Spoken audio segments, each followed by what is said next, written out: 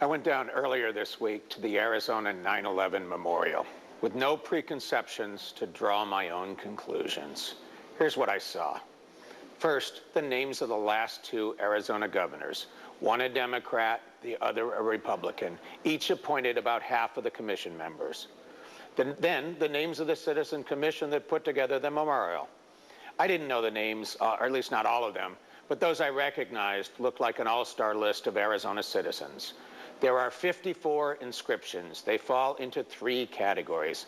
The first is factual, stuff like 9:03 a.m. Flight 175 strikes WT South Tower, or 9:27 a.m. President asked nation to join in a moment of silence.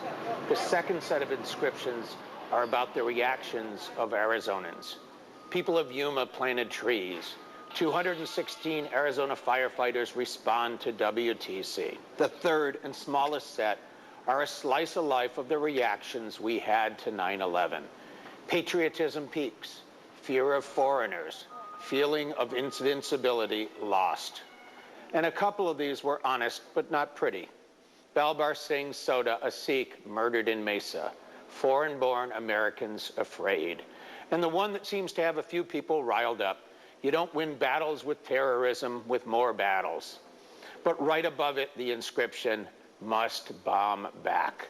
Do you remember hearing both of these sentiments right after 9/11? I sure do.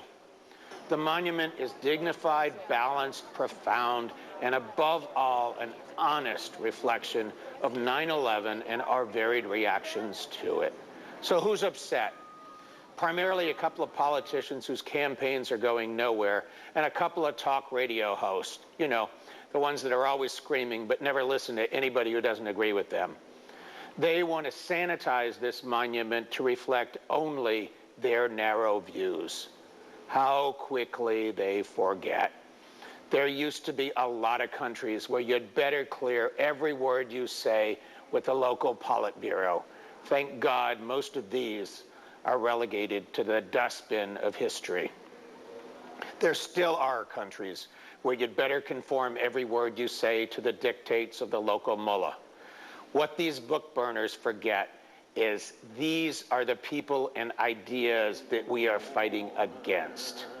The mark of a mature democracy is that we have some ability to reflect honestly, at least once in a while, on ourselves. But I recommend you go and take a look at this memorial before these thought police get it sanitized and decide for yourself. That's what we do in America. I'm Mike O'Neill, and that's my perspective. If you have any questions or comments for Mike O'Neill, he can be reached at mikeoneil@o'neillresearch.com.